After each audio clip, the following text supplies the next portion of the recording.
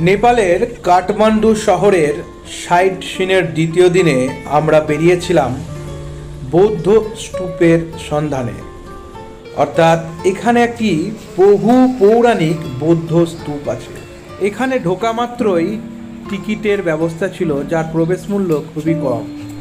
যাই হোক, আমরা যে মুহূর্তে এখানে পৌঁছেছিলাম, এখানকার মানে ইন্ডিয়ার 100 টাকা সমান নেপালের 160 টাকা। তাই মূল্য বিচারে আমরাই এগিয়ে আছি।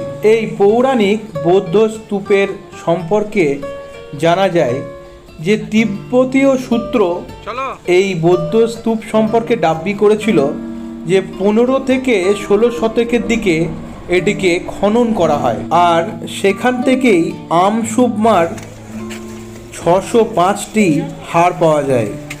যাই হোক, সেসব ইতিহাসের কথা। এদিকে ছুটকি আর বরকি বেশ আনন্দের সাথে উপভোগ করছিল এই বৌদ্ধ স্তূপের চারিপাশটা। পর্যটকদের উদ্দেশ্যে এই বৌদ্ধ স্তূপের চারিপাশে তৈরি হয়েছে বহু দোকান। তবে এখন আমাদের বৌদ্ধ স্তূপের চারিপাশ ধরে ঘুরতে ঘুরতে পৌঁছাতে হবে ঠিক বৌদ্ধ স্তূপের মাঝখানে। তাই আমরা সাইডে সাইডে চলতে শুরু করলাম।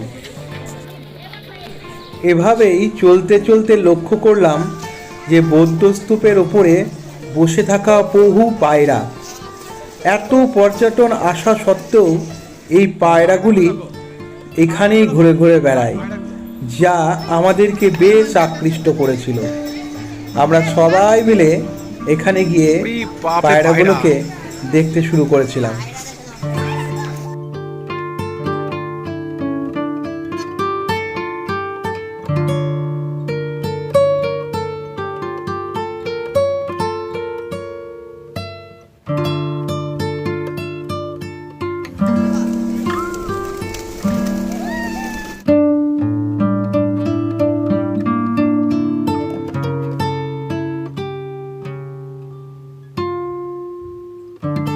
বহু পৌরাণিক হওয়ার দরুন এখানকার পরিকাঠামো বেশ অন্যরকম।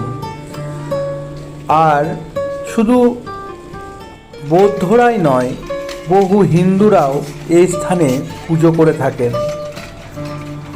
আছে এর ভেতরে প্রবেশ করার পর সুন্দর একটি স্তম্ভ, কি সুন্দর বাটিতে বাটিতে করে ফুল দিয়ে সাজানো।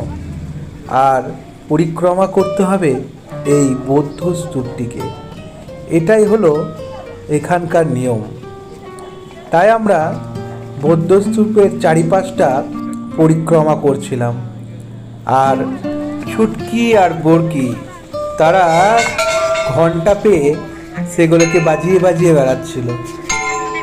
তাদের কাছে এই নেপাল ভ্রমণ বেশ অন্যরকম লেগেছিল।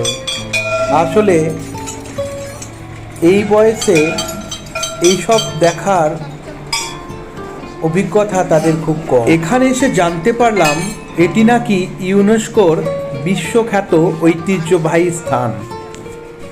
এইবারে আমরা যেখানে এসেছি সেটা একটু অন্যরকম। অর্থাৎ এই যে সবাই ভিড় জমাচ্ছে, এখানে দেখলে বুঝতে পারবে এখানে জলের মধ্যে একটি সুন্দর বৌদ্ধের মূর্তি করা আছে। আর সবাই এখানেই কয়েন ছুঁড়ছে, অর্থাৎ এই বৌদ্ধ মূর্তিটার পায়ের কাছে কয়েনগুলো ফেলতে হবে। ম্যাক্সিমাম কয়েন জলের মধ্যেই পড়ে আছে। তাও এটাই মানুষের কাছে একটা ইচ্ছা পূরণের, মানে এখানেই সবাই ভাবে যে মনের ইচ্ছা দিয়ে যদি আপনি এখানে এটাকে ওখানে ফেলতে পারেন, তাহলে হয়তো সেই ইচ্ছা আপনার পূরণ হবে।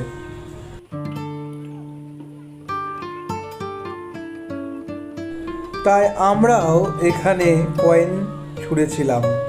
যাই হোক, এখানকার প্রাকৃতিক সৌন্দর্য ছিল অপরূপ। এই সব ঘোরার পর আমরা পৌঁছে গেছিলাম খাবারের দিকে। সারাদিন ঘুরতে ঘুরতে ছুটকি বরকিরও খিদে পেয়ে গেছিল, তাই আমরা পৌঁছে গেছিলাম একটি খাবারের দোকানে। তো আজ এই পর্যন্তই, পরের ভিডিওতে আবার দেখা হচ্ছে।